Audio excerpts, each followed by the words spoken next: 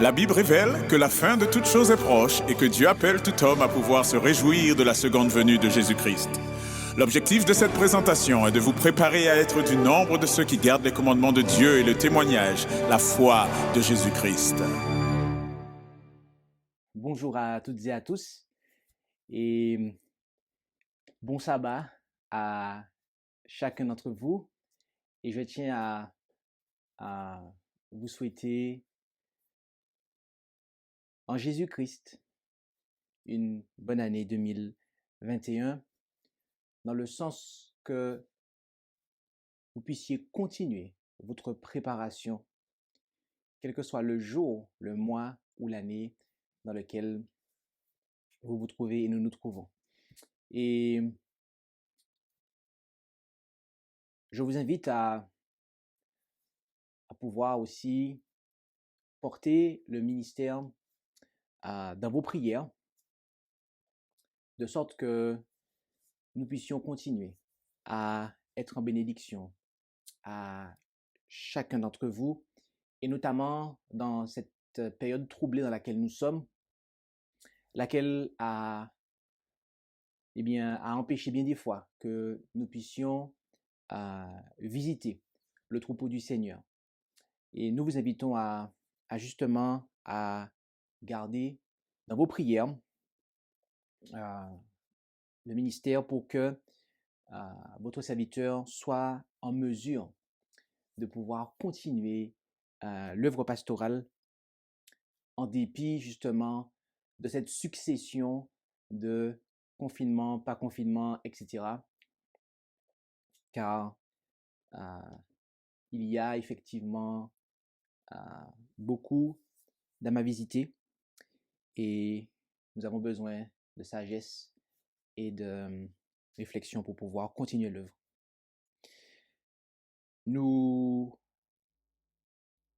allons commencer ce moment par la prière. Et nous vous invitons, là où c'est possible, à pouvoir vous prosterner avec nous.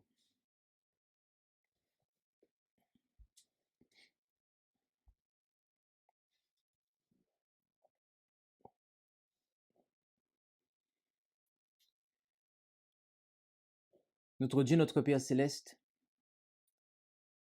nous te remercions pour tous tes bienfaits manifestés à notre égard. Merci pour ton amour infini que tu nous as démontré en nous donnant ton Fils Jésus. Et merci également pour l'Esprit de Jésus, le Saint-Esprit, par lequel tu désires nous remplir. Et en cet instant, nous voulons continuer à être en ta présence, tout particulièrement alors que nous allons ouvrir ta parole, nous te prions de bien vouloir disposer non seulement nos intelligences, mais aussi nos cœurs, afin que cette étude de ta parole soit de nature à ouvrir nos yeux concernant le plan que tu as, concernant le désir que tu as de voir toute personne impliquée dans ton œuvre, et notamment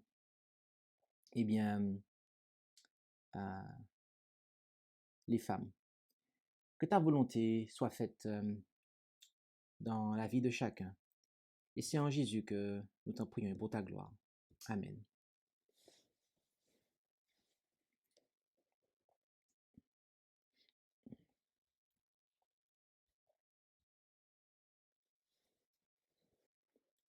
Le titre de cette présentation est Les servantes du Seigneur.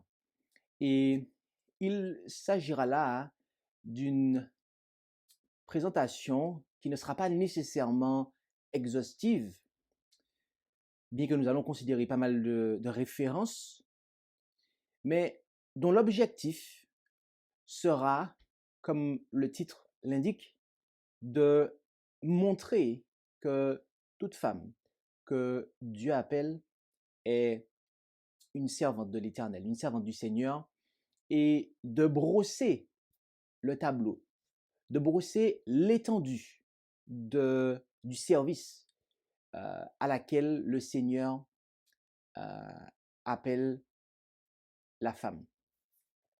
Et nous allons, bien entendu, avoir notre manuel, qui est la Bible, et nous allons également aussi considérer l'esprit de prophétie.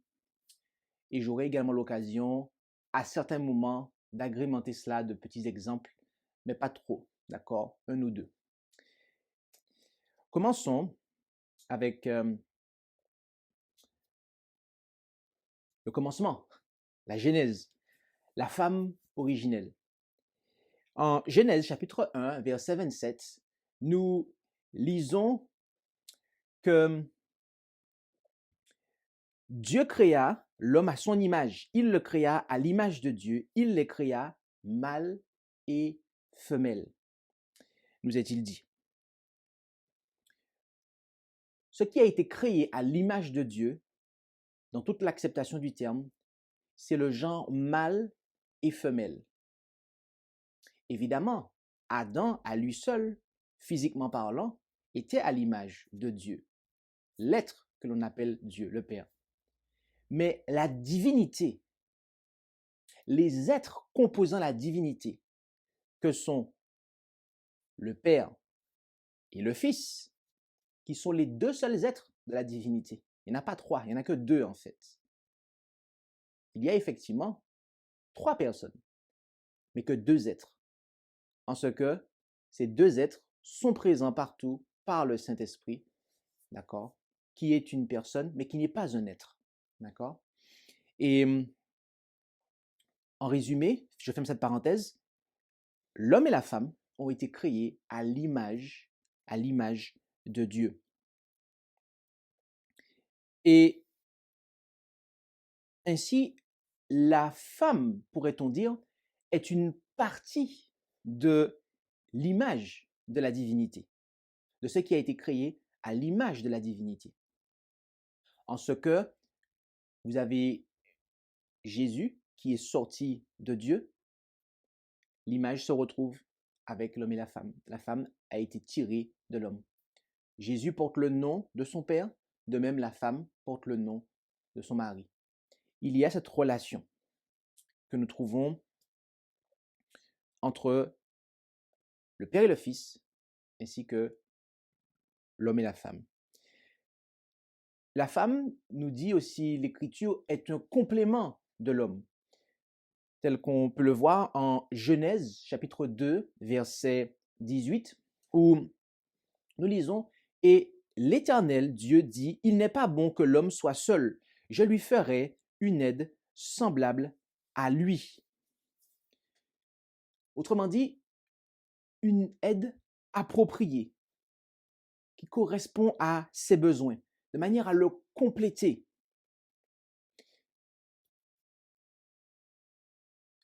Lorsque vous lisez le contexte, Dieu a fait, à la suite de ça, venir auprès d'Adam toute espèce d'animaux, lesquels d'ailleurs étaient en couple. Et en les nommant, Adam a cogité et il a vu que il lui manquait quelque chose qui n'était pas complet et que aucun des êtres qui sont venus devant lui ne pouvait le compléter.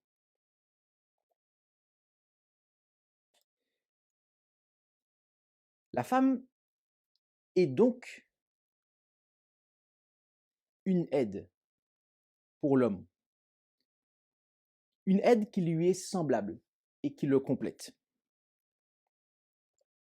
Et considérons les femmes à l'époque patriarcale maintenant.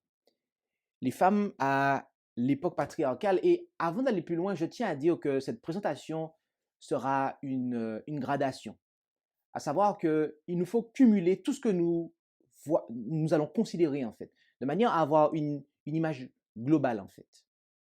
Et c'est ce que je vous invite à faire, à cumuler tout ce que nous allons voir de manière à avoir une image globale.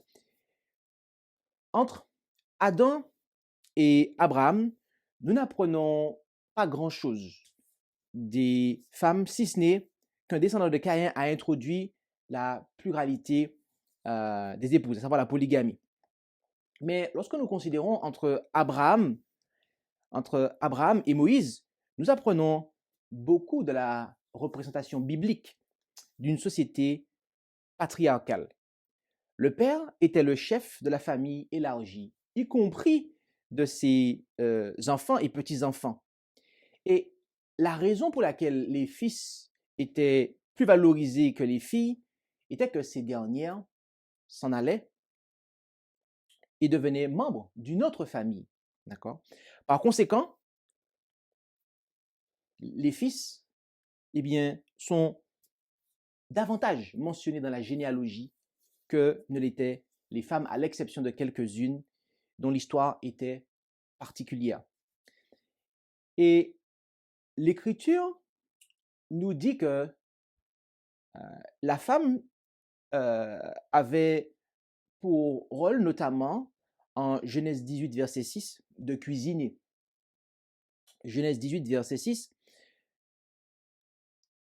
on nous dit que Abraham alla en hâte dans la tente vers Sarah et dit: apporte vite 3 mesures de fleur de farine, pétris-les et fais des gâteaux. Donc, Sarah, qui est épouse, eh bien, elle était active dans son foyer, à savoir la tente qu'elle occupait. Elle faisait la cuisine. Mais également, elle approvisionnait. En effet, en Genèse 24, versets 12 à 14, on nous dit que les filles des gens de la ville sortent pour puiser de l'eau. Et on nous parle ici des filles que le serviteur d'Abraham a vues lorsqu'il est allé chercher une épouse pour le fils d'Abraham. Donc, les filles, à l'époque patriarcale, approvisionnaient. Elles allaient chercher les provisions pour le foyer, les jeunes filles notamment. Mais également, elles étaient chargées de l'instruction à la maison.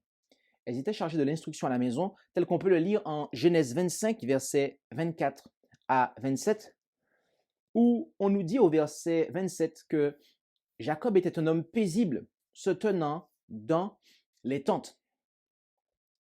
Qu'est-ce que cela implique? Si il est dans les tentes et que sa mère elle-même se trouve dans les tentes, c'est qu'il était scolarisé à la maison. Il recevait l'instruction de par sa mère. Donc, les femmes faisaient la cuisine, approvisionnaient le foyer, étaient chargées de l'instruction des enfants. Mais l'Écriture nous dit également que les femmes pouvaient aussi être bergères, tel que on peut le voir en Genèse 29, versets 9 et 10. Et comme il parlait encore avec eux, Rachel arriva avec le troupeau de son père, car elle était bergère. Donc Rachel, qui devint ensuite l'épouse de Jacob, elle était bergère. Elle faisait paître le troupeau. Notez cela. Notez ceci, que les femmes, la Bible nous dit que notamment ici, qu'elles étaient bergères. Elles occupaient aussi la fonction de sage-femme, tel qu'on peut le voir en Exode 1, versets 15 et 16. En effet, le roi d'Égypte parla aussi aux sages-femmes des Hébreux, dont l'une s'appelait Shifra et l'autre Poua.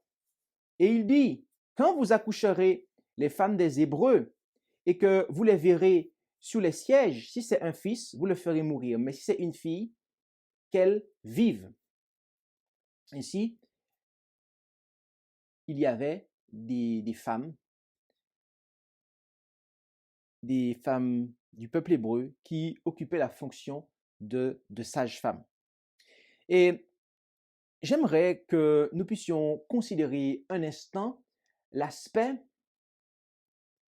du respect mutuel. L'aspect du respect mutuel. La femme était placée sous l'autorité de son mari. Et lorsque nous considérons cela, suivant l'exemple de Sarah, il est étonnant de voir comment elle avait du respect pour son mari.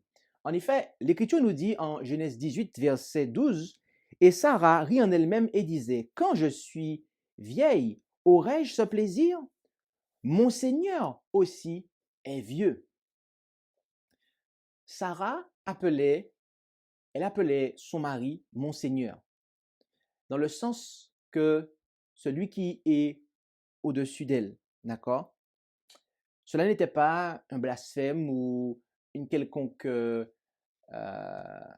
quelconque, un quelconque déni du Seigneur du ciel. Mais en hébreu, le terme était totalement et normalement employé pour justement se référer à son mari. Donc, elle avait en fait ce respect pour Abraham. Et est-ce que vous savez pourquoi Sarah appelait son mari de la sorte? Eh bien, la raison pour laquelle Sarah avait autant de respect pour son mari et elle se plaçait sous son autorité, ce qu'elle exprimait en l'appelant mon Seigneur, c'est tout simplement parce que Abraham lui disait, je t'en prie, à savoir, s'il te plaît. Oui, en effet, en Genèse 12, versets 12 et 13, car il arrivera que lorsque les Égyptiens t'auront vu, ils diront, c'est sa femme, et ils me tueront, mais ils te laisseront vivre. Dis, je te prie, que tu es ma sœur, afin que je sois bien traité à cause de toi et que j'ai la vie sauve grâce à toi. Voyez-vous, la femme n'était pas du tout au niveau des esclaves, contrairement à ce qu'on pourrait penser. Et Abraham, qui est le père de la foi, ce n'est pas en tout cas cet exemple qu'il nous a laissé. Bien qu'il avait certains défauts. Mais une chose est sûre, c'est que Abraham avait du respect pour Sarah. Et c'est pour cela que cette dernière, en retour, le traitait avec respect.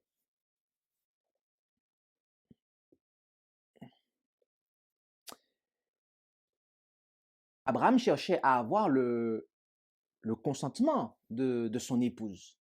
Et cela n'est pas un cas isolé, car nous voyons dans l'Écriture que le consentement de la femme était nécessaire avant le mariage. En effet, bien que les mariages pouvaient être arrangés et avaient, pour certains d'entre eux, été arrangés, le consentement de la future mariée était demandé. En effet, en Genèse 24, verset 58, nous lisons, « Ils appelèrent donc Rebecca et lui dirent, « Veux-tu aller avec cet homme? » Et elle répondit, « J'irai. »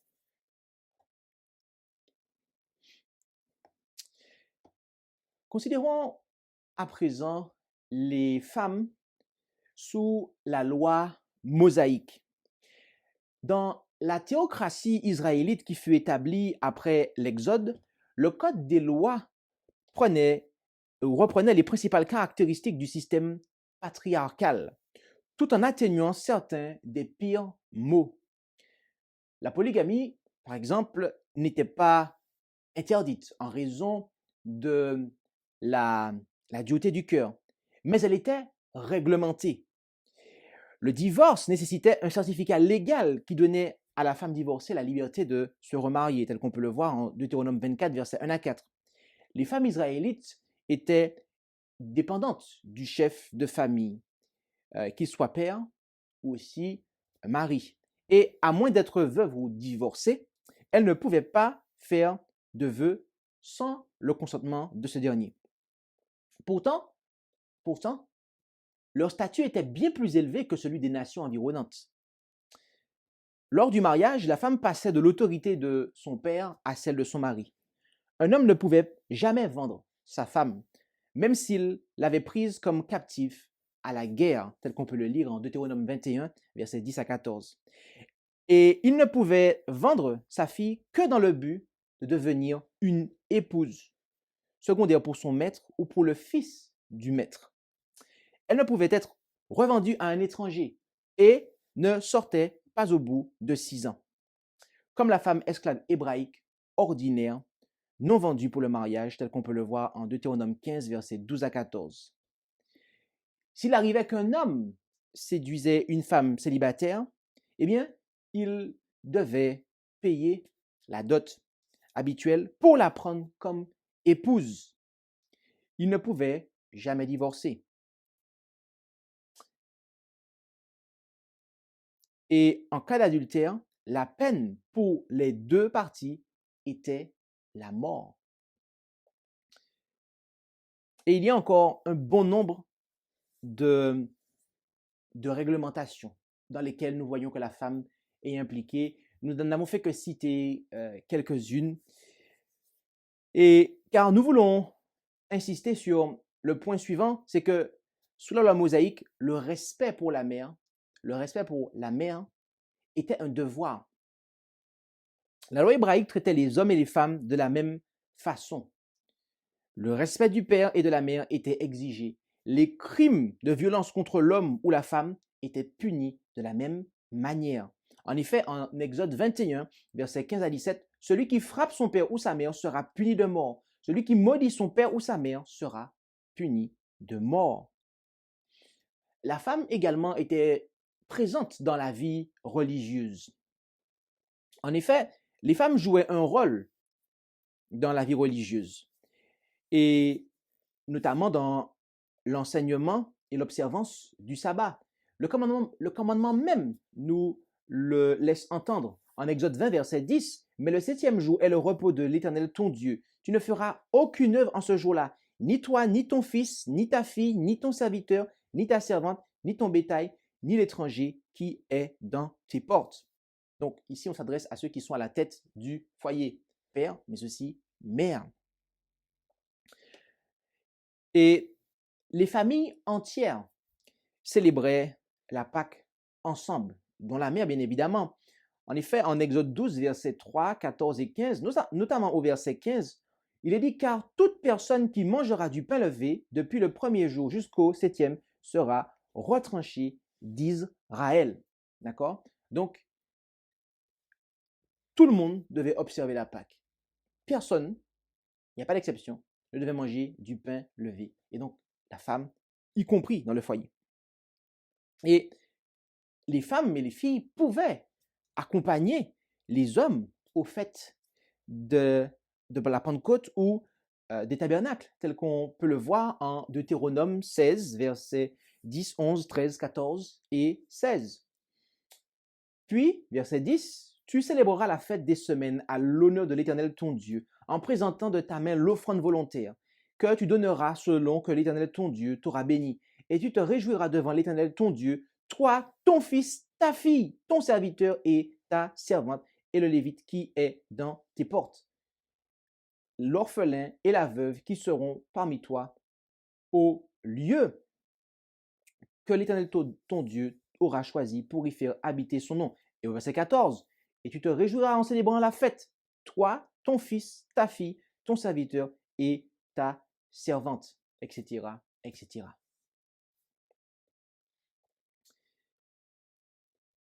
Les femmes, et il est important de le souligner également, les femmes qui faisaient partie de la famille du sacrificateur, eh bien, elles consommaient également les offrandes qui avaient été présentées sur l'autel, tel qu'on peut le lire en Nombre 18, verset 11. Ceci aussi t'appartiendra, l'offrande prélevée de leurs dons sur toutes les offrandes agitées des enfants d'Israël. Je te les ai données à toi, à tes fils et à tes filles avec toi, par ordonnance perpétuelle. Quiconque sera pur dans ta maison en mangera.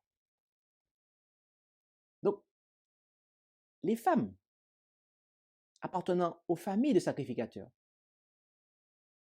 consommaient les offrandes qui avaient été faites sur l'autel, car elles, et si elles étaient pures, toute personne d'ailleurs devait être pure.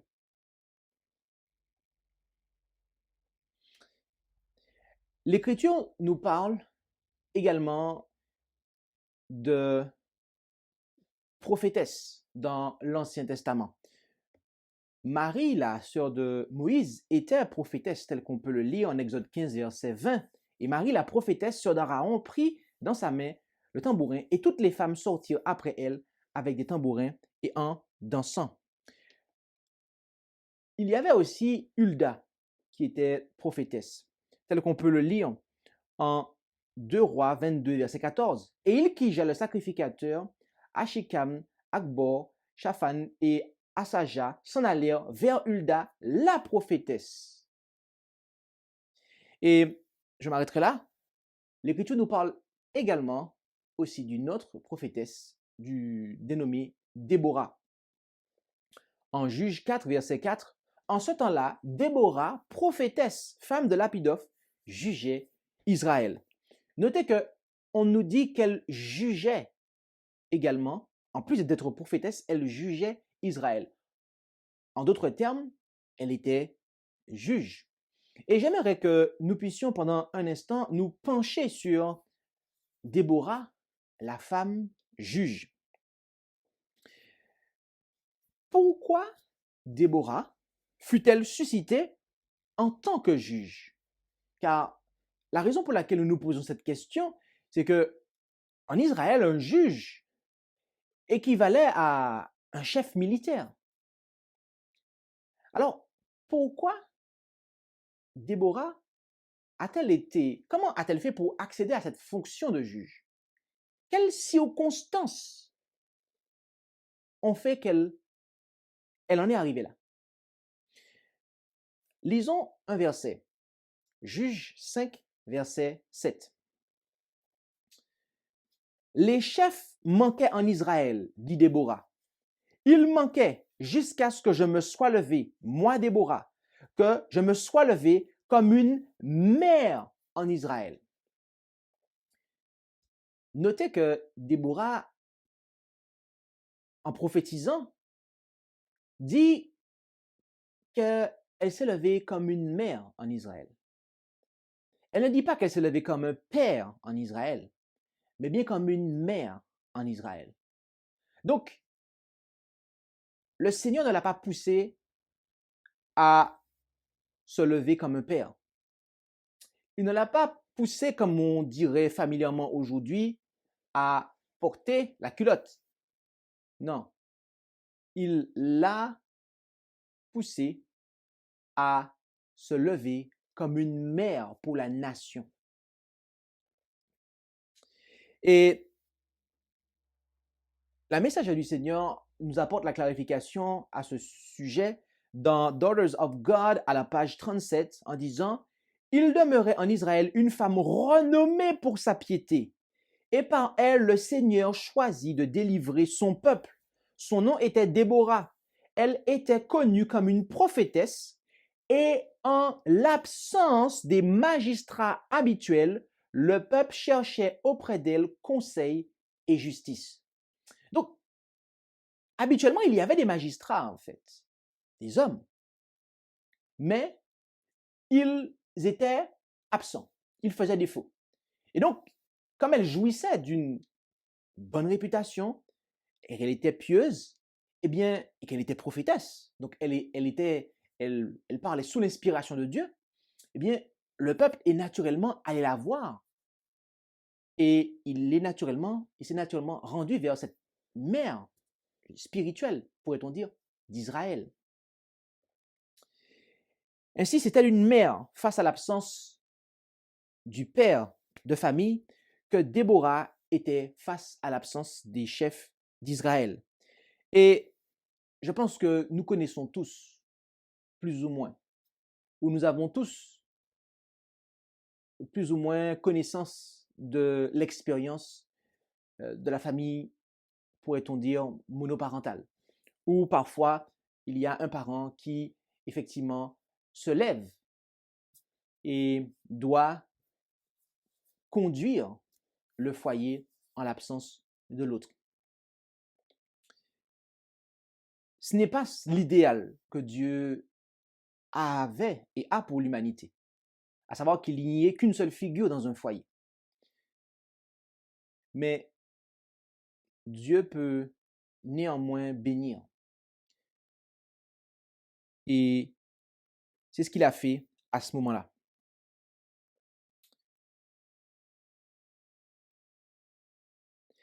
Et notez que Déborah était bien consciente que ce n'était pas l'idéal que le Seigneur avait.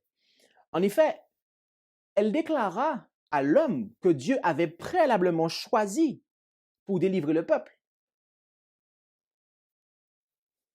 Ce que nous pouvons lire en Juge 4, versets 8 et 9. Et cet homme était Barak. Et Barak lui dit, « Si tu viens avec moi, j'irai, mais si tu ne viens pas avec moi, je n'irai pas. » Et elle répondit, « J'irai avec toi, mais tu n'auras point de gloire dans ton entreprise, car l'Éternel livrera Sisera entre les mains d'une femme. » Déborah se leva donc et alla avec Barak à Kédès. Dieu commanda à Déborah d'appeler Barak afin qu'il commence à délivrer Israël des Cananéens. Et remarquez au départ que Déborah n'avait pas été désignée en fait pour cette œuvre. Aussi, Déborah, nous pouvons le voir, elle n'avait pas de problème d'ego en fait, puisqu'elle désirait que l'honneur revienne à Barak, à un homme, tel qu'on peut le voir au verset 9 et 14. Et le verset 9 est une prophétie, puisque c'est littéralement entre les mains d'une femme, à savoir Jaël ou Yaël selon la version, que Sisera fut livré, tel qu'on peut le voir au du verset 18 à 22. Mais le plan initial de Dieu était de livrer littéralement Sisera entre les mains de Barak, tel qu'on peut le voir au verset 6 et 7, qui, de son côté, affirma à Déborah qu'il n'irait qu'à condition qu'elle vienne avec lui, comme on l'a lu au verset 8. Et il est intéressant de relever qu'au verset 6 et 7, ce n'est pas la parole de Déborah, mais celle de Dieu, car elle était prophétesse. En fait, Barak a d'abord manqué de confiance en la parole de Dieu. Mais par la suite, il s'y est rattaché. Et c'est pour cela que Paul le mentionne comme un exemple de foi en Hébreux 11, verset 32.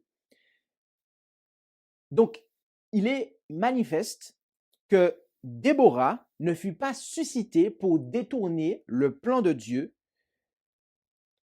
par rapport à ce qu'il était en Éden. Non, car les esprits des prophètes sont soumis aux prophètes, tel qu'on peut le voir en 1 Corinthiens 14, verset 32. Il y avait effectivement des prophétesses en Israël. Et dans un cadre bien circonscrit, il est arrivé que une femme soit suscitée en tant que juge. Mais à aucun moment, le Seigneur n'a suscité de prêtresse en Israël. Car, voyez-vous, établir une femme prêtresse aurait équivalu à commettre le péché de Jéroboam. En effet, en 1 Roi 13, au verset 33 et 34, nous lisons « Néanmoins, Jéroboam ne se détourna point de sa mauvaise voie, mais il fit de nouveau pour les hauts lieux des sacrificateurs pris de tout le peuple, et il institua qui le voulait pour en faire un sacrificateur des hauts lieux. Et cela augmenta tellement le péché de la maison de Jéroboam qu'elle fut effacée et exterminée de dessus la terre. » Dieu avait dit qui pouvait être sacrificateur. Il devait être dans la lignée, ça devait être des hommes dans la lignée d'Abraham. Or, lui, il établissait qui le voulait.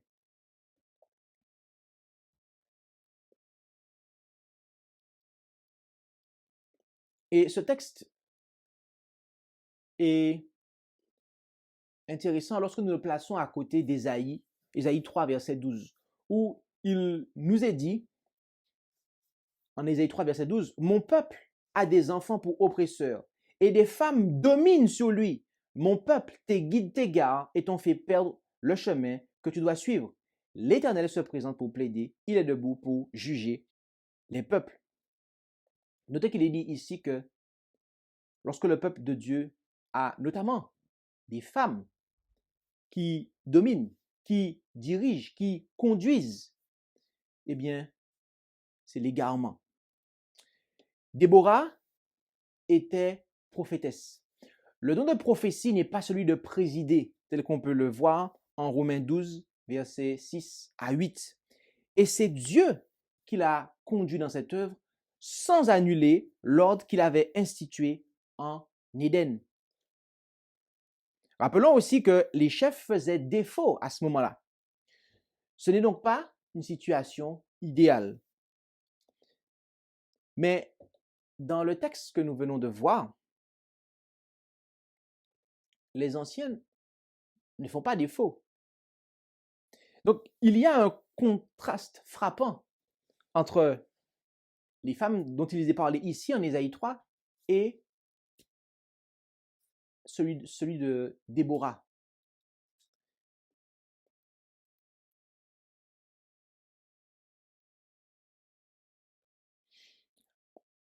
Considérons maintenant les femmes de l'Ancien Testament en dehors du Pentateuque, à savoir des 5 livres de Moïse. Dans l'Israël post-Pentateuque, comme on le dit, la position des femmes était régie par le même code de loi religieuse et sociale. Et la subordination de la femme n'empêchait pas une relation amoureuse authentique.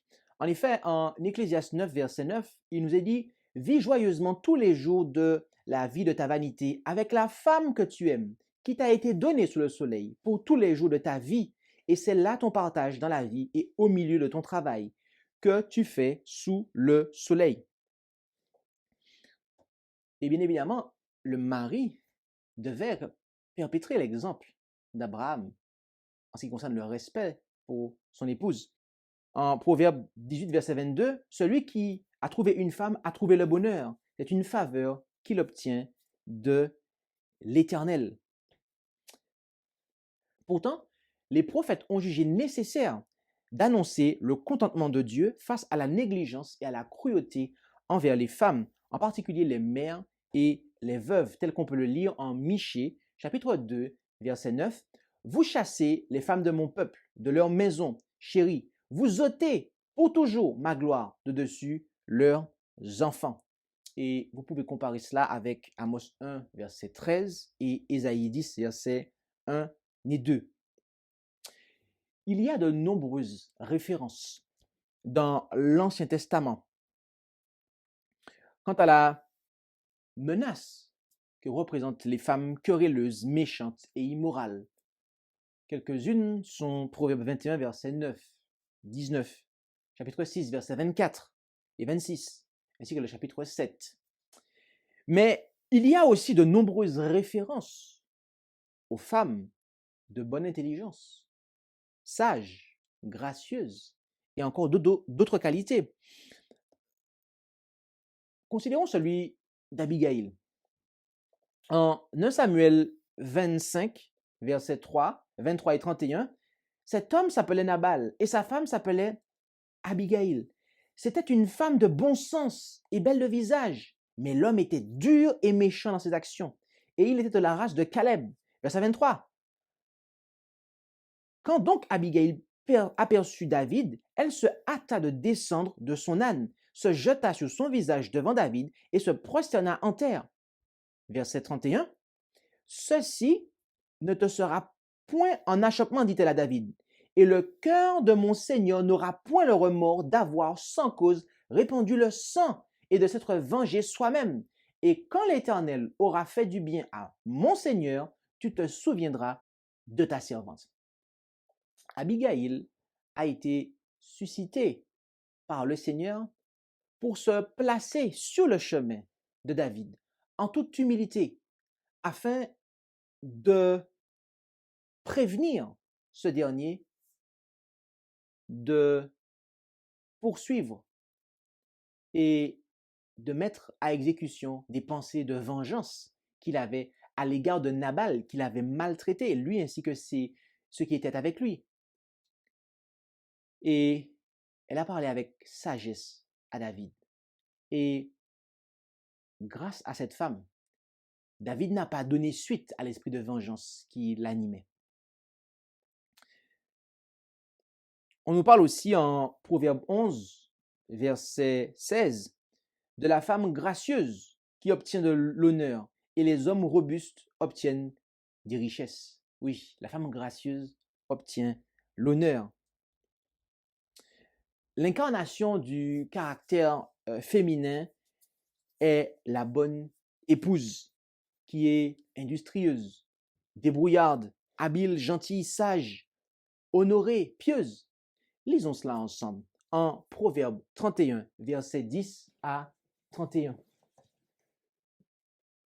Qui est-ce qui trouvera une femme vertueuse, car son prix surpasse beaucoup celle des perles? Le cœur de son mari s'assure en elle, et il ne manquera point de butin. Elle lui fera du bien tous les jours de sa vie, et jamais du mal. Elle cherche de la laine et du lin, et elle fait de ses mains ce qu'elle veut. Elle est comme les navires de marchands. Elle amène son pain de loin. Elle se lève lorsqu'il est encore nuit, et elle distribue la nourriture à sa famille et la tâche à ses servantes. Elle considère un champ et l'acquiert, et du fruit de ses mains, elle plante une vigne. Elle s'insère de force, elle affermit ses bras, elle éprouve que son trafic est bon, sa lampe ne s'éteint point la nuit. Elle met ses mains à la quenouille et ses doigts tiennent le fuseau. Elle tend la main à l'affligé et présente ses mains aux pauvres. Elle ne craint point la neige pour sa famille, car toute sa famille est vêtue de laine cramoisie. Elle se fait des couvertures. Ses vêtements sont de fin lin d'écarlate. Son mari est considéré aux portes lorsqu'il est assis avec les anciens du pays. Elle fait du linge et le vent et des ceintures qu'elle donne aux marchands. La force et la magnificence forment son vêtement et elle se rit du jour à venir. Elle ouvre la bouche avec sagesse et des instructions aimables sont sur sa langue. Elle surveille ce qui se fait dans sa maison et elle ne mange point le pain de paresse. Ses enfants se lèvent et la disent bienheureuse. Son mari aussi, et il la loue et dit, plusieurs filles ont une conduite vertueuse, mais toi, tu les surpasses toutes. La grâce est trompeuse et la beauté s'évanouit, mais la femme qui craint l'Éternel est celle qui sera louée. Donnez-lui le fruit de ses mains et qu'aux portes ses œuvres la louent. Amen.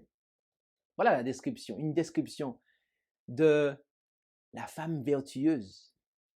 On a là je dirais, quasiment un modèle en fait de ce que une femme doit être: industrieuse, débrouillarde, habile, gentille, sage, honorée, pieuse, qui craint l'Éternel. Considérons maintenant les femmes du Nouveau Testament. Et tout d'abord, nous allons considérer celles qui étaient en rapport, quelques-unes de celles qui étaient en rapport avec Jésus.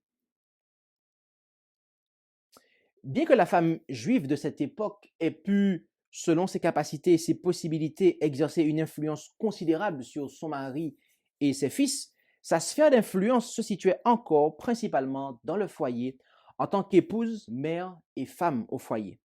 Elle avait, d'une certaine manière, moins de liberté qu'à l'époque, sauf si elle appartenait à la classe ouvrière et devait travailler avec les hommes dans la ferme ou dans le magasin pour aider à entretenir la famille.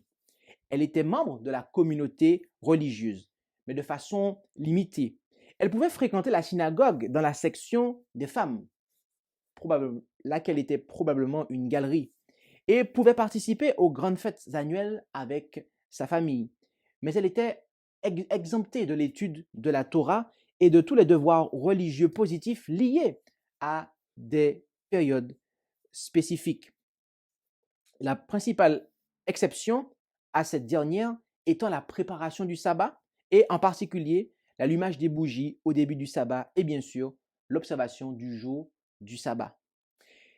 Mais voyez-vous, Jésus arriva et il a entrepris une révolution. L'attitude de Jésus envers les femmes était révolutionnaire lorsqu'on sait qu'il était considéré comme scandaleux pour un homme de parler à une femme dans la rue et que les rabbins décrivaient souvent les femmes comme étant inférieures et dangereuses pour la moralité d'un homme. Et c'est précisément ces convenances rabbiniques que Jésus foula aux pieds lorsqu'il laissa des femmes s'approcher de lui, lorsqu'il en accepta comme ses disciples. Et a aussi accepté de l'argent venant de ces dernières. Lisons cela en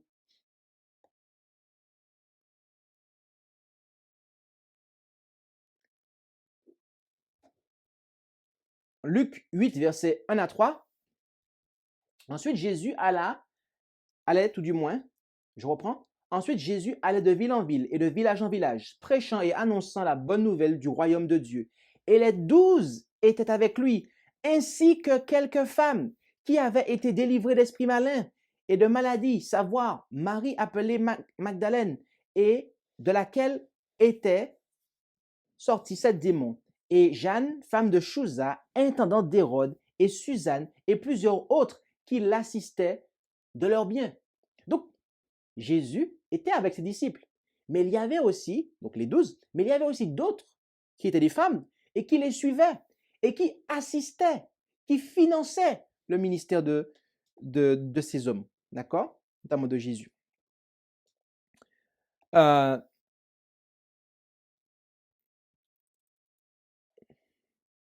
Lisons aussi le fait que ce sont des femmes, ce sont ces femmes qui furent les premières à apporter la bonne nouvelle. En effet, en Luc 23, verset 55, jusqu'au verset 24, verset 10, « Et les femmes qui étaient venues de Galilée avec Jésus, ayant suivi Joseph, remarquèrent le sépulcre, et comme le corps de Jésus y fut placé. Et, étant revenues du sépulcre, elles racontèrent toutes ces choses aux 11 et à tous les autres. C'était Marie de Magdala, Jeanne et Marie, mère de Jacques, et les autres qui étaient avec elle, qui dirent ces choses aux apôtres. » Et alors qu'il était encore vivant, Jésus a eu l'occasion de choquer ses disciples, en ce qu'il parlait avec la femme samaritaine près du puits. Notons ce passage. En effet, en Jacques 4, versets 7 et 27, « Une femme samaritaine étant venue pour puiser de l'eau, Jésus lui dit, « Donne-moi à boire. » Sur cela, ses disciples arrivèrent et ils furent surpris de ce qu'il parlait avec une femme. Néanmoins, aucun ne lui dit, « Que demandes-tu » ou « Pourquoi parles-tu avec elle ?» Donc, nous voyons que c'était véritablement une révolution que Jésus a entrepris là. Les rabbins avaient défendu que les hommes aient quelques rapports que ce soit avec les femmes, alors que Jésus parlait avec les femmes. Il permettait qu'elles puissent le suivre dans ses voyages.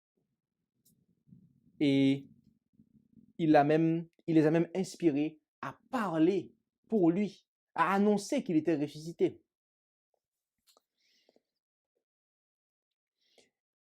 Jésus a également scandalisé son hôte pharisien Simon en montrant sa gratitude et sa compréhension pour le parfum que Marie a répandu sur ses pieds et qu'elle a propagé et essuyé avec ses cheveux.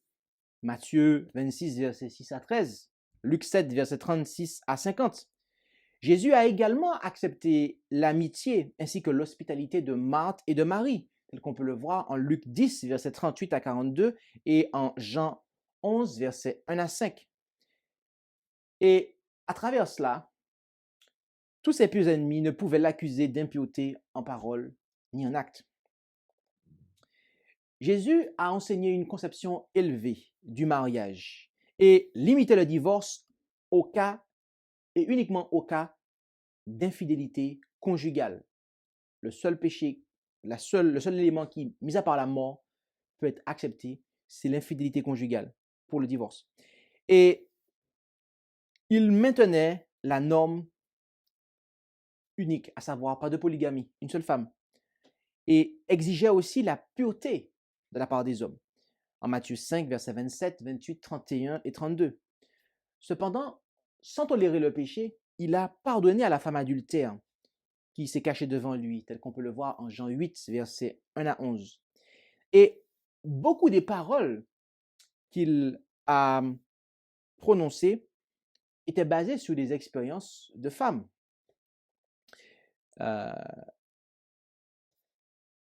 Notez les paraboles. Vous avez beaucoup de paraboles que Jésus a prononcées.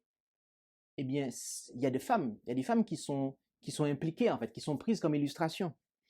Il s'est intéressé à la pauvre veuve en valorisant le don qu'elle avait fait. En Marc 12, versets 41 à 44.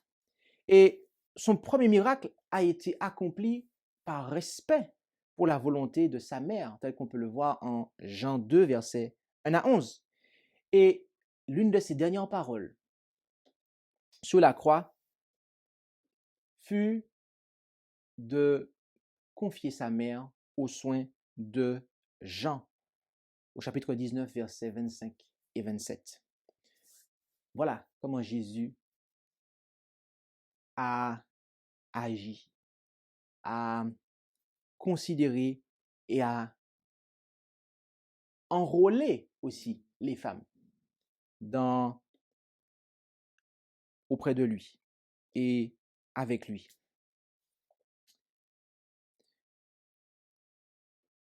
Il y avait dans le Nouveau Testament, nous dit l'Écriture, des prophétesses. Il nous est parlé de Anne, qui était vivante lorsque Jésus venait de naître. En Luc 2, verset 36, nous lisons à son propos, il y avait aussi Anne la prophétesse, fils de Phanuel, de la tribu d'Asser. Elle était fort avancée en âge et elle avait vécu avec son mari 7 ans depuis sa virginité. Mais également, Acte 21, versets 8 et 9.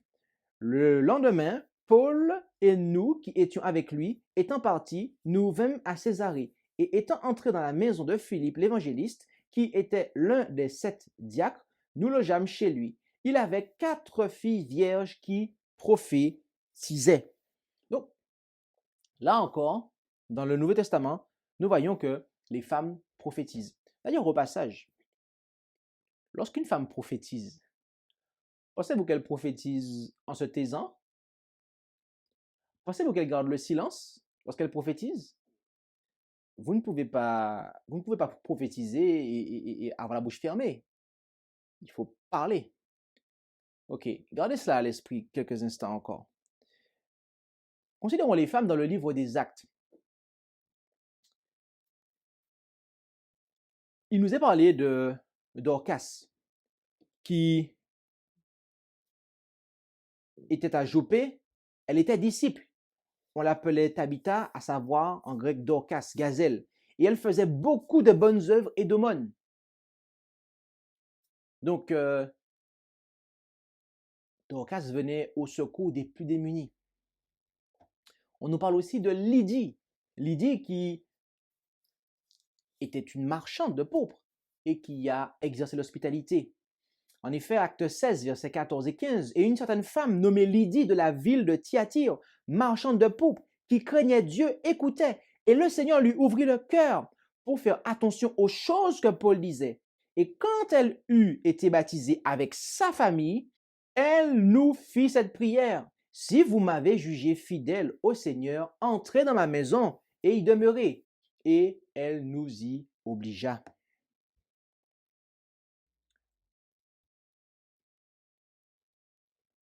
L'Écriture nous parle aussi de Paul et de ses rapports avec les femmes.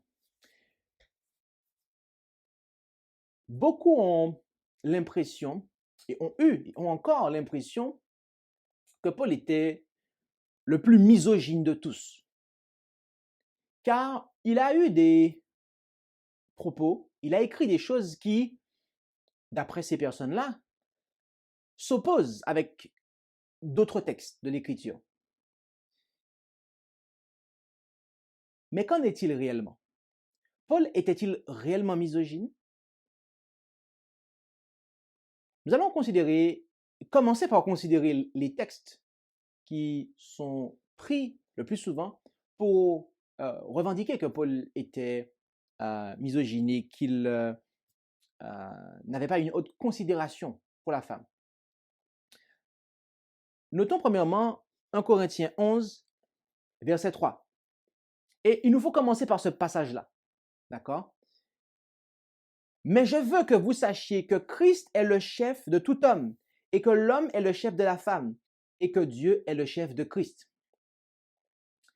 Ce passage, bien que n'étant pas purement pris pour dire qu'il est misogyne, il nous faut le prendre, nous l'avons pris en premier lieu. Pourquoi? C'est parce que ici, Paul fait simplement l'application de ce que nous avons lu dès le départ, en fait. Dieu a dit à son Fils, faisons l'homme à notre image, selon notre ressemblance. Et qu'est-ce qui s'est passé? Dieu, par son Fils, a créé un homme et une femme, le genre mâle et femelle, qui est à l'image de la divinité. Et dans la divinité, dites-moi, c'est qui occupe le premier rôle? C'est qui vient avant? C'est bien le Père. C'est bien le Père. Il y a bien une subordination du Fils au Père. Il y a bien une subordination du Fils au Père. Eh bien, étant donné que l'homme et la femme ont été faits à l'image de la divinité, de Dieu, c'est la même chose. Comprendre cela nous permettra de désamorcer d'autres problèmes que nous allons soi-disant rencontrer. Je dis problème entre guillemets, mais rencontrer dans les autres textes que nous allons voir. D'accord? Et nous permettra de mieux les comprendre. Ok, prenons un passage qui est 1 Corinthiens 14, versets 34 et 35, où il dit que vos femmes se taisent dans les églises parce qu'il ne leur est pas permis d'y parler et qu'elles soient soumises comme la loi le dit. Si elles veulent s'instruire sur quelque chose, qu'elles interrogent leur mari à la maison, car il n'est pas bienséant aux femmes de parler dans l'église. L'injonction faite aux femmes de se taire n'était pas simplement une restriction régionale à Corinthe, mais cela était le reflet de la coutume générale de toutes les églises, telles qu'il le précise. L'Écriture nous enseigne qu'en raison de son rôle dans la chute de l'homme, la femme a été assignée par Dieu à une position de subordination à son mari. Et très précisément que cela a été renforcé avec la chute.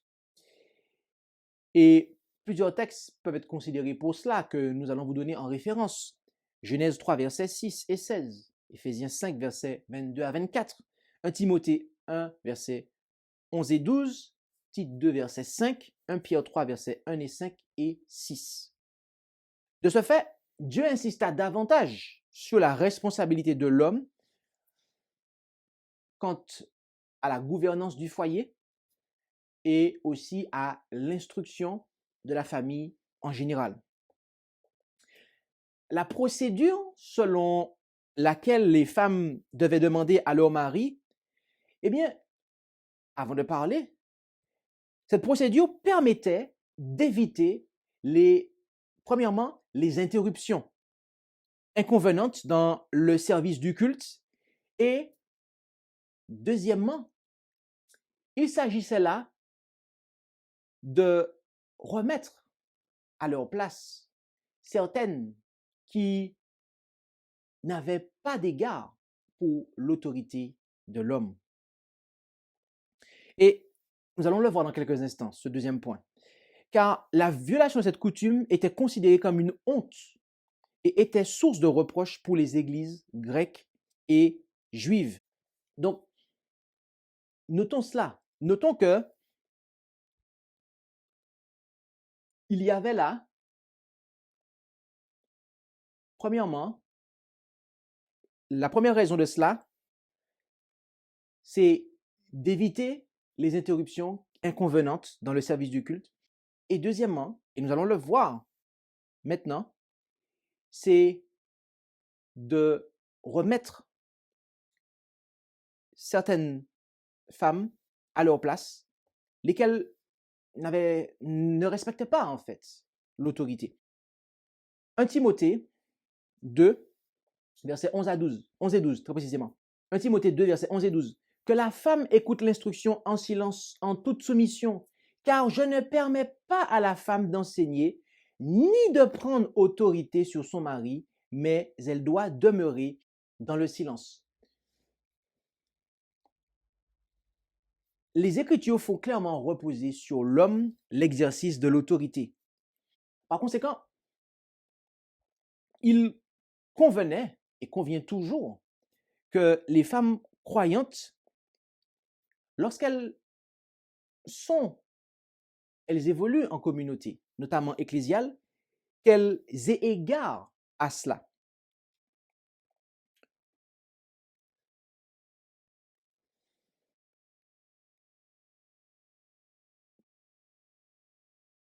J'ai déjà eu l'occasion et malheureusement, de rencontrer des femmes qui n'avaient pas une notion claire de la façon dont Dieu a établi les rôles. Et je me suis déjà retrouvé dans des comités d'église où nous avions eu littéralement une sœur qui a fait comme si elle était le pasteur de l'église, en fait. A fait comme si qu'elle était, en fait, responsable, très précisément. Responsable même d'église. Et en s'adressant aux responsables d'église comme s'il ne l'était pas.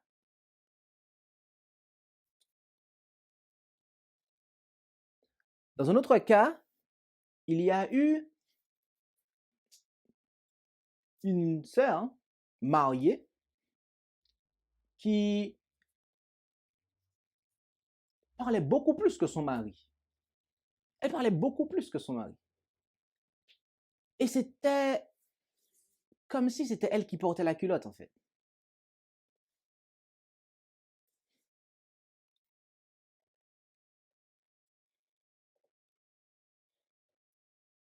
Et c'était effectivement le cas. Dans de telles conditions, il convient de dire à ses sœurs, taisez-vous. Et vous n'avez pas à prendre autorité sur le mari. Vous n'avez pas à prendre autorité sur l'homme. Dans ces conditions-là, il convient de le dire. Maintenant, permettez-moi d'équilibrer le propos. Car Paul dit qu'elles ne doivent pas enseigner, elles doivent rester en silence. L'enseignement peut être compris de plusieurs manières. Rappelez-vous que nous avons eu des femmes prophétesses dans l'Ancien et dans le Nouveau Testament. Est-ce que vous pouvez prophétiser en silence? Non. Non. D'autant plus que le texte suivant, en fait, nous montre qu'elles doivent enseigner. En effet, en Tite 2, versets 3 à 5, que les femmes âgées aient de même l'extérieur qui convient à la sainteté, qu'elles ne soient ni médisantes, ni sujettes aux excès du vin, qu'elles soient, et je reprends, qu'elles enseignent le bien, afin qu'elles apprennent aux jeunes à aimer leur mari, à aimer leurs enfants, à être sages, chastes, à garder la maison, à être bonnes, soumises à leur mari, afin que la parole de Dieu ne soit point calomniée. Notez ici que les femmes les mères en Israël, les femmes âgées, les mères en Israël, eh bien, elles doivent enseigner. Et ici, on précise qu'elles doivent enseigner celles qui sont plus jeunes. Comment? Par le précepte et par l'exemple. Elles ne doivent point être médisantes. Elles ne doivent point être intempérantes, mais elles doivent enseigner le bien. Si vous vous taisez de manière absolue, je dirais absolument, de manière absolue, est-ce que vous pouvez enseigner? Non. Donc, lorsque Paul dit que silence, pas d'enseignement, s'il nous faut le comprendre de manière absolue, eh bien, nous allons voir apparaître des Jézabel dans l'Église. Oui, puisque les femmes âgées et mères en Israël ne pourront pas, en fait, parler et transmettre des instructions. Et s'il nous faut l'appliquer, une deuxième raison, s'il nous faut l'appliquer de manière totale et absolue, comment une femme qui a le don de prophétie peut servir le Seigneur? Vous comprenez? Donc, l'écriture doit être, les textes doivent être placés côte à côte. On ne peut pas prendre un seul verset, parce que c'est marqué, n'enseignez pas, silence, eh bien, en faire la règle pour toute la Bible, en fait. Et même jusqu'à aujourd'hui. Non. Ça, c'est une pensée extrême, fanatique, qui n'a pas sa place. Il y a un équilibre à avoir, en fait. Il est vrai que la femme ne doit pas prendre autorité sur le mari, sur l'homme. Elle doit montrer le respect qu'elle a pour son mari en ne parlant pas plus que lui, en ne prenant pas autorité sur lui en public. Mais il est également vrai que si elle est inspirée par le Seigneur, elle doit pouvoir s'exprimer. Et notamment celles qui sont âgées, être des mères en Israël, notamment pour celles qui sont plus jeunes.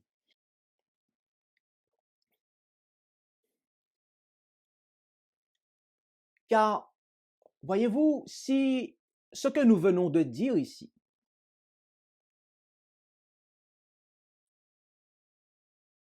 n'est pas correct, dans ce cas, tous les autres textes que nous allons citer maintenant n'ont pas de sens. Mais je veux croire qu'ils ont du sens et qu'ils sont aussi inspirés. En effet, en Romains 16, versets 1, 2, 3, 4 et 12, l'apôtre Paul nous parle de femmes qui étaient dans le ministère, qui étaient au service, qui l'ont soutenu et accompagné. En effet, verset 1, je vous recommande Phébé, notre sœur, qui est diaconesse de l'église de Sancré. Diaconesse, c'est le niveau standard dans le ministère. Afin que vous la receviez, verset 2, dans le Seigneur d'une manière digne des saints, et que vous l'assistiez dans toutes les choses où elle aurait besoin de vous, car elle a reçu chez elle plusieurs personnes, et moi en particulier. Voilà une première servante qui est très clairement placée dans le service.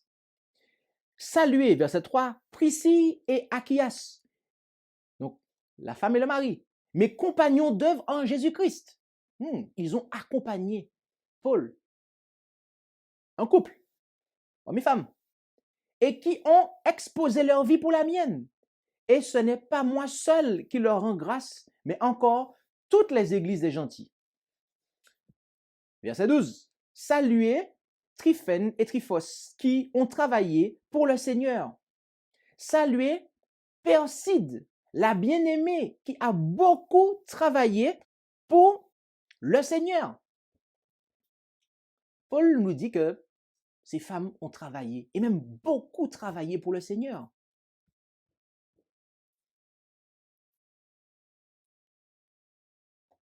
Et que dire d'Évodie et de Syntyche qui ont collaboré avec Paul, tel qu'on peut le voir en Philippiens 4, versets 2 et 3.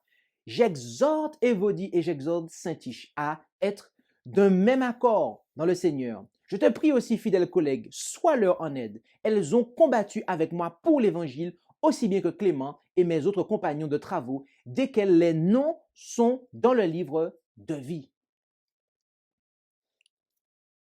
Il est manifeste que Dieu a suscité des femmes pour venir en aide et pour collaborer avec ses serviteurs. Il est manifeste que des serviteurs ont collaboré, des servantes très précisément, ont collaboré avec des serviteurs. Et voyez-vous, l'inspiration et l'écriture, très précisément, nous dit qu'il n'en sera pas autrement au temps de la fin. En effet, en Acte 2, versets 17 et 18, nous lisons, « Mais c'est ici ce qui a été prédit par le prophète Joël. Il arrivera dans les derniers jours, dit Dieu, que je répandrai de mon esprit sur toute chair. Vos fils et vos filles prophétiseront, vos jeunes gens auront des visions, et vos vieillards auront des songes. Et certes, dans ces jours-là, je répandrai de mon esprit sur mes serviteurs et sur mes servantes, et ils prophétiseront. » Et vous pouvez comparer cela avec le texte de Joël 2, verset 28, duquel est cité Acte 2, versets 17 et 18. Notez ici que le jour de la Pentecôte, référence a été faite à Joël 2, verset 28, comme première application, en disant que vos serviteurs, que l'Esprit du Seigneur sera répandu sur les serviteurs et les servantes, et ils prophétiseront. Qu'est-ce qui s'était passé à la Pentecôte? Dites-moi. Ils étaient remplis du Saint-Esprit, d'accord. Ils sont sortis et ils ont parlé. Ils ont parlé en différentes langues et ils ont enseigné en fait. Ils ont partagé la parole et les gens ont été touchés. Il y a deux choses à comprendre ici. C'est que l'application de Joël 2, verset 28, ne vient pas renverser ce qui s'est passé en Éden. D'accord? Le fait que les femmes prophétisent n'est pas venu impliquer que des femmes pouvaient être apôtres, pouvaient être responsables d'église. Non. Mais elles pouvaient partager la parole. Elles pouvaient transmettre des enseignements. Elles pouvaient prophétiser, c'est-à-dire parler sous l'inspiration de Dieu. Et nous savons que ce texte a une application pour la fin des temps. Et nous trouvons cette application ou un certain équivalent en Apocalypse 10, verset 11, où le peuple de Dieu est représenté par Jean, auquel il est dit « Il faut que tu prophétises encore sur un grand nombre de peuples et de nations et de langues et de rois. » Ce qui trouve son accomplissement dans le message des trois anges d'Apocalypse 14, verset 6 à 12. Voyez-vous, comme la Bible, la messagère du Seigneur indique très clairement que le rôle premier de la femme et mère de famille est à l'égard de ses enfants et de son mari. Et néanmoins, cette dernière, si Dieu l'y appelle, peut et devrait s'investir dans l'œuvre d'évangélisation, de propagation de la parole de Dieu. Car voyez-vous, la présence des femmes dans l'œuvre, la présence des femmes pieuses, je précise,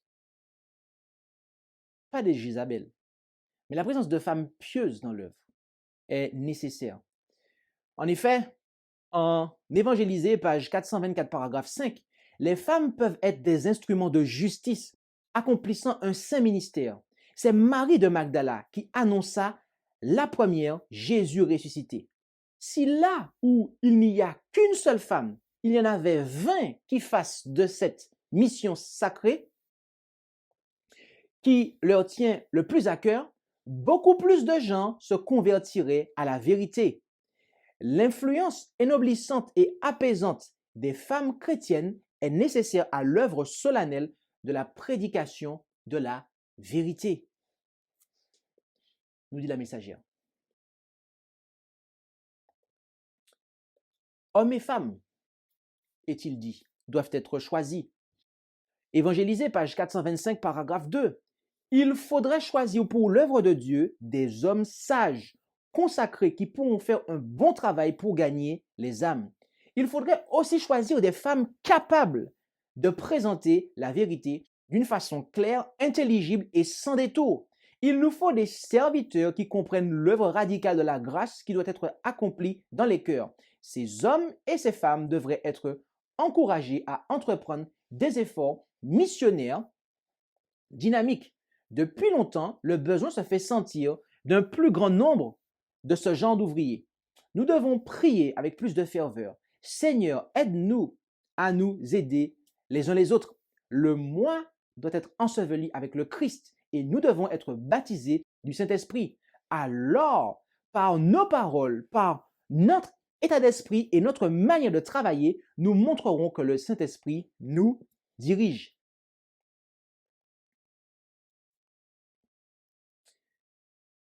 Hommes et femmes doivent être choisis et ont leur place.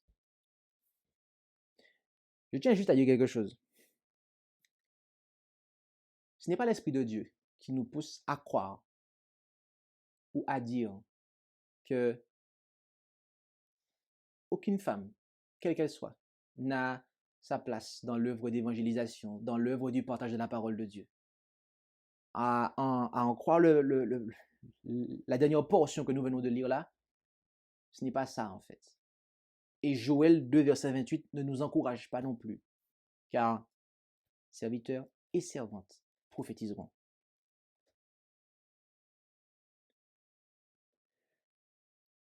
Évangélisé, page 425, paragraphe 4 et 426, paragraphe 1. Chaque semaine qui passe nous apporte un nouveau récit. Une ou deux âmes acceptent la vérité et le merveilleux changement dans leur comportement et dans leur caractère sera si évident pour leurs voisins que ceux-ci seront conduits à la vérité et qu'ils sonderont désormais les Écritures avec ardeur. Sœur R et sœur W accomplissent un travail tout aussi efficace que les prédicateurs. Et au cours de certaines réunions, lorsque les prédicateurs étaient absents, sœur W a pris la Bible et s'est adressée aux auditeurs. Notez ici la description. C'est en accord avec tout ce que nous avons vu en fait. L'homme est en premier, effectivement. Mais la femme peut se tenir à côté et seconder, étant inspirée. Et si elle est inspirée, à œuvrer aux côtés des prédicateurs. Des femmes converties et douées pourront tenir des cours, des classes bibliques. En effet, dans Évangélisé, page 426, paragraphe 5, nos commeetings sont organisés de telle manière qu'ils sont des écoles de formation pour nos ouvriers.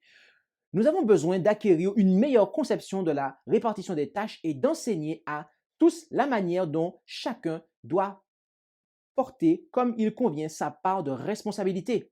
Que l'on donne des cours de causerie, puis que l'on tienne des classes de Bible. Que celui qui parle soit bien sûr de faire pénétrer la vérité dans les esprits. Si elles sont vraiment converties, dit-elle, des femmes intelligentes peuvent jouer un rôle dans ce travail qui consiste à diriger des classes de Bible. Il existe un vaste champ d'activité tant pour les femmes que pour les hommes. Bien évidemment, si une femme est capable de pouvoir instruire ses enfants, en fait, pourquoi ne peut-elle pas être une mère en Israël?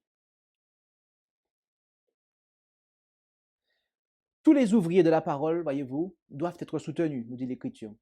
En effet, 1 Corinthiens 9, versets 13 et 14, « Ne savez-vous pas que ceux qui font le service sacré mangent des choses sacrées et que ceux qui servent à l'autel, on part à l'autel?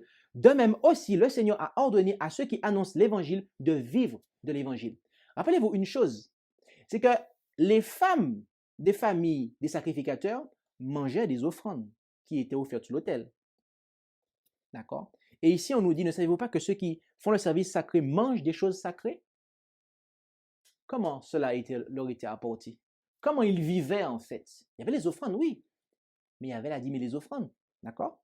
Et on nous dit, de même aussi, le Seigneur a ordonné à ceux qui annoncent l'évangile de vivre de l'évangile. De la même façon que les sacrificateurs qui étaient eux-mêmes soutenus par les Lévites, qui eux-mêmes étaient soutenus par le peuple versait la dîme aux Lévites, lesquels versaient la dîme aux sacrificateurs. De la même façon, doivent être les prédicateurs de l'évangile et ceux qui œuvrent à la prédication de l'évangile doivent pouvoir être soutenus et doivent être soutenus car c'est le Seigneur qui l'a ordonné. Et voyez-vous, cela comprend même les femmes. Évangélisé, page 442, paragraphe 4. La dîme doit être destinée à rétribuer ceux qui travaillent au service de la parole et de la doctrine, qu'ils soient hommes ou femmes. La messagère dit que certaines femmes devraient être employées. Page 425, paragraphe 1 du même ouvrage. Certaines femmes devraient être employées pour exercer le ministère de l'Évangile. À bien des égards, elles feraient plus de bien que les prédicateurs qui négligent de visiter le troupeau. Waouh! C'est assez fort, ça.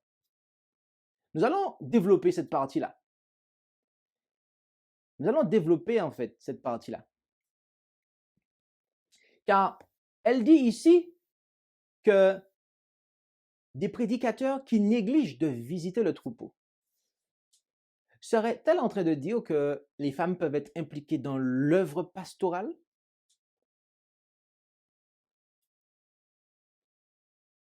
À d'autres endroits, nous apprenons que la réponse est oui.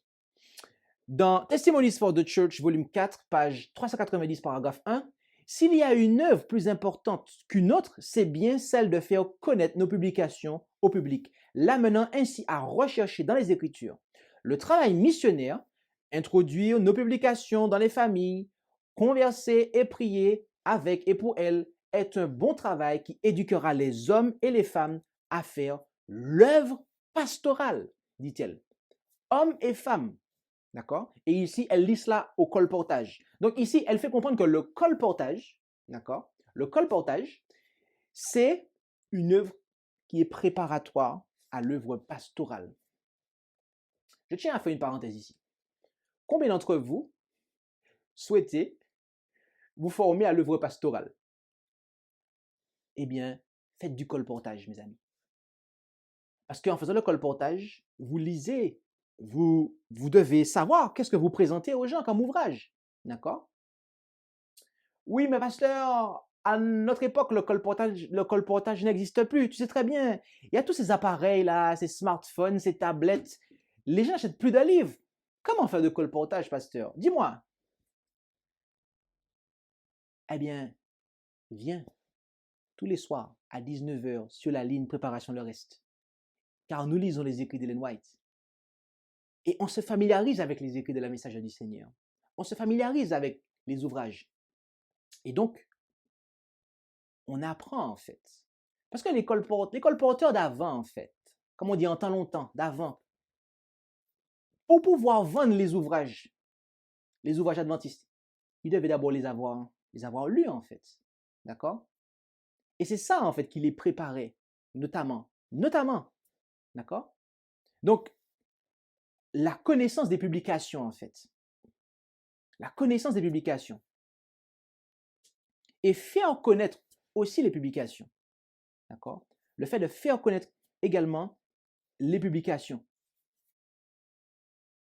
Amener les prospectus dans la maison des personnes. Pas simplement dans la boîte aux lettres, mais pouvoir entrer chez la personne. Donc, avoir noué un contact avec la personne, laquelle nous accorde une certaine dose de confiance et nous fait rentrer chez elle. Ok? Tout cela, mes amis, tout cela prépare à l'œuvre pastorale. Témoignage pour l'Église, volume 2, page 631, paragraphe 2. Elle dit, et je vais lire juste une phrase, laquelle a été soulignée, c'est la présence du Saint-Esprit qui prépare hommes et femmes à devenir pasteurs du troupeau. D'accord? Alors, arrivé ici, j'aimerais mettre un gros bémol, un très très grand bémol en fait. Attention, attention. Nous ne sommes pas en train de dire ici, pas plus que la messagère, que la femme doit et peut être ordonnée, c'est-à-dire consacrée, car il y a, et c'est pour cela, pour plusieurs raisons. Rapidement, je vais les lire. Depuis le Jardin d'Éden, Dieu a établi le leadership masculin au sein de la famille et de l'Église. Deuxièmement, alors que le Seigneur a appelé toute la nation d'Israël à être un royaume de sacrificateurs, seuls des hommes ont été désignés pour servir comme prêtres pour le sanctuaire.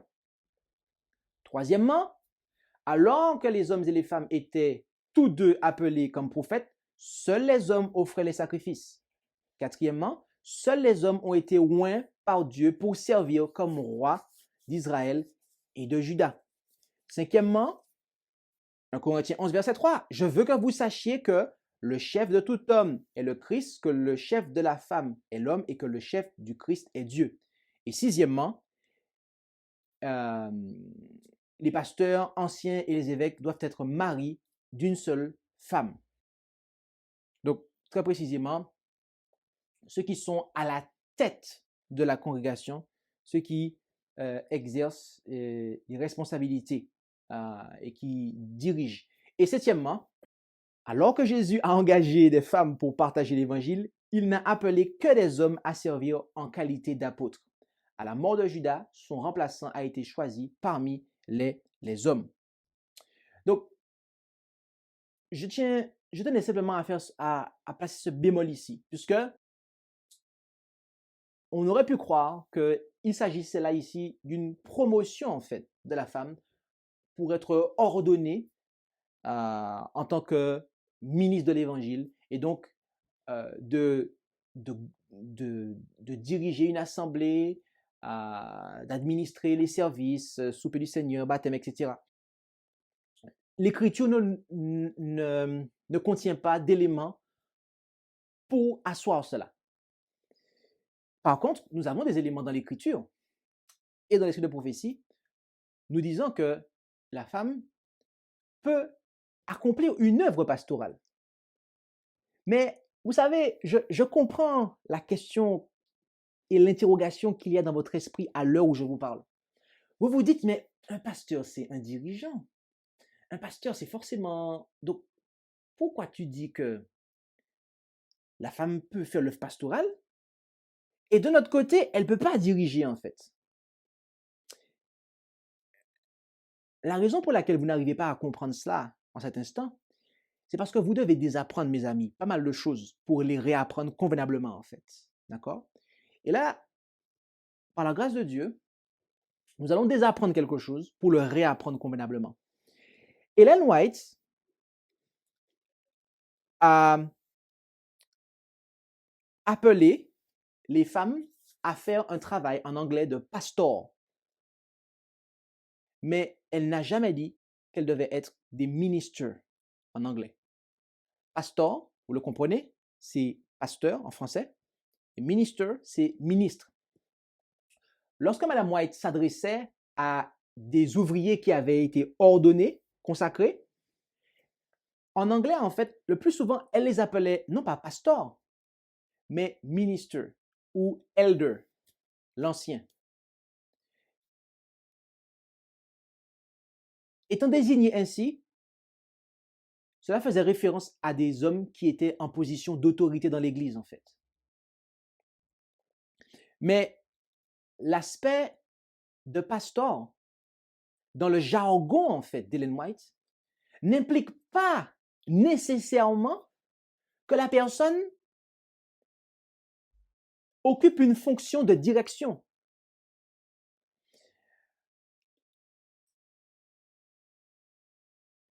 Mais plutôt par rapport au travail qui est accompli. Permettez-moi d'expliquer un petit peu cela. dans quel sens, posons-nous la question, mais alors dans quel sens les femmes peuvent-elles œuvrer dans le pastorat? Pour répondre à cette question, il nous faut savoir qu'est-ce que le pastorat.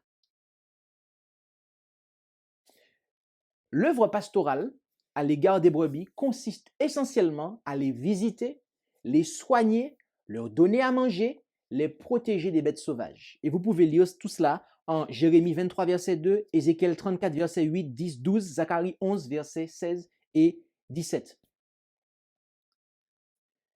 Madame White a eu l'occasion de reprocher à des ministres de ne pas faire le travail de pasteur qu'il leur revenait de faire.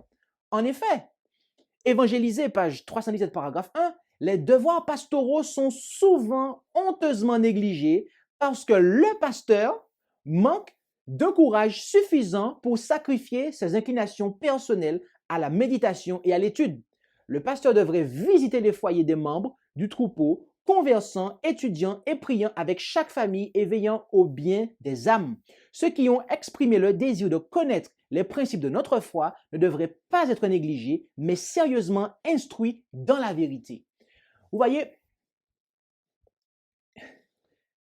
c'est cela en fait. Pasteur, c'est avant tout et essentiellement le fait d'aller de maison en maison, d'être proche des gens, de les contacter, de prier avec eux, d'étudier avec eux, de les soutenir, de les encourager. C'est cela avant tout en fait. Aujourd'hui, dans les églises nominales, le pasteur est vu comme, et cela n'est pas faux en soi, celui qui est à la tête, puisque effectivement, l'aspect pasteur implique que on veille sur le troupeau, d'accord? Mais là où ça devient faux, c'est lorsque l'on sépare l'aspect du soin, en fait. Et là, Madame White a eu l'occasion de reprocher, en fait, à un ministre de l'Évangile, quelqu'un qui, aujourd'hui, dans l'église nominale qu'on va appeler pasteur, de ne pas faire le travail de pasteur, à savoir de ne pas prendre soin du troupeau. Donc, un homme peut être ministre de l'Évangile, ordonné, mais ne pas nécessairement faire un travail de pasteur.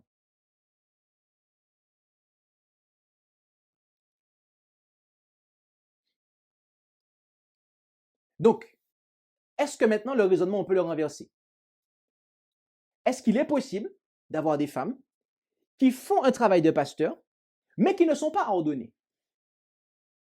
La messagère va dans ce sens. Et remarquez comment elle va expliquer et confirmer ce qu'on vient de voir. Manuscrit 43A de l'année 198, les pasteurs sont payés pour leur travail, et cela est bien. Si le Seigneur donne à la femme aussi bien qu'à son mari le fardeau de ce travail, et si elle se dévoue et donne de son temps et de ses forces pour aller de famille en famille pour les visiter, ouvrir les Écritures, bien que les mains de la consécration n'aient pas été posées sur elle, elle accomplit une œuvre qui est dans la ligne du ministère. Son travail devrait-il être compté pour rien et le salaire de son mari n'être pas plus important que celui du pasteur dont l'épouse ne se donne pas à l'œuvre du Seigneur? Voyez-vous, voilà ce qu'elle entendait lorsqu'elle disait que les femmes, aussi bien que les hommes, devaient faire un travail et être engagées dans l'œuvre pastorale. Et je m'arrêterai ici. Mais si vous prenez l'ouvrage Évangéliser et que vous regardez des extraits de cet ouvrage, d'ailleurs qui est une compilation, je précise, vous verrez qu'en fait, elle appelle toute l'Église à faire ce travail de pasteur. D'accord? Elle dit que, je paraphrase, mais que le pasteur ne devrait pas être laissé seul à faire ce travail-là. Les membres baptisés, d'accord, qui connaissent la vérité, devraient aussi aller visiter les autres, devraient aussi aller prier avec eux, etc., etc. Donc, cela n'est pas une exclusivité en fait. L'œuvre pastorale, c'est une œuvre à laquelle tout le monde, dans laquelle tous les croyants engagés, qui connaissent la vérité, devraient prendre part.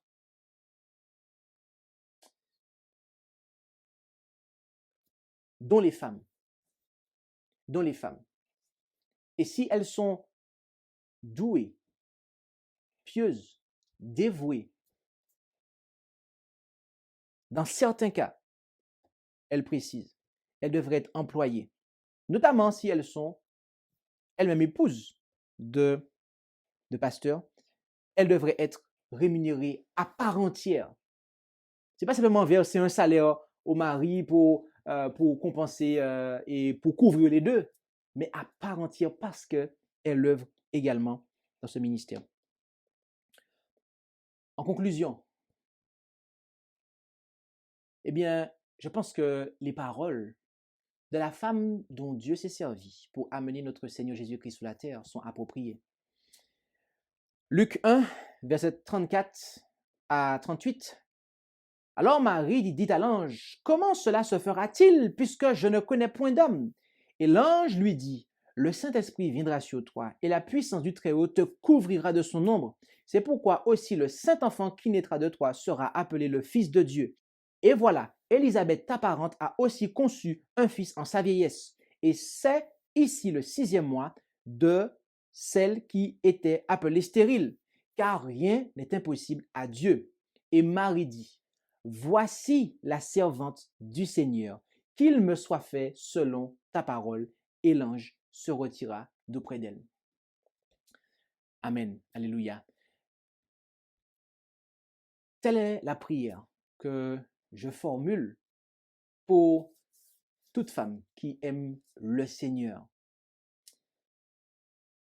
C'est que chacune d'entre vous, vous puissiez dire au Seigneur, « Voici ta servante, qu'il en soit fait selon ta parole. Me voici, Seigneur, fais de moi ce que tu veux. Emploie-moi à ton service là où tu as besoin de moi, selon les capacités, les talents que tu m'as donnés, de sorte que je puisse faire avancer ton royaume. » Et plaise à Dieu que hommes et femmes puissent comprendre cela, puissent comprendre la position, le rôle que Dieu a attribué et que nous pouvons effectivement marcher main dans la main dans le respect de ce que Dieu a établi pour faire avancer effectivement l'œuvre du Seigneur. Que le Seigneur bénisse ses serviteurs et ses servantes. Amen. Je vous invite à pouvoir prier afin que nous puissions conclure cette présentation.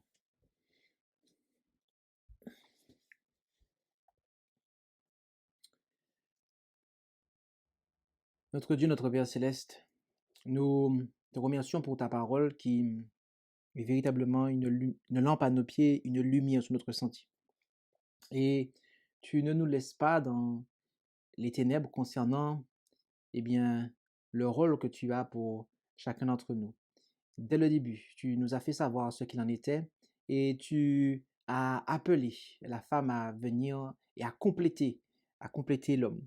Non pas à le remplacer, mais à le compléter et pas plus qu'à le laisser seul, mais véritablement à le compléter.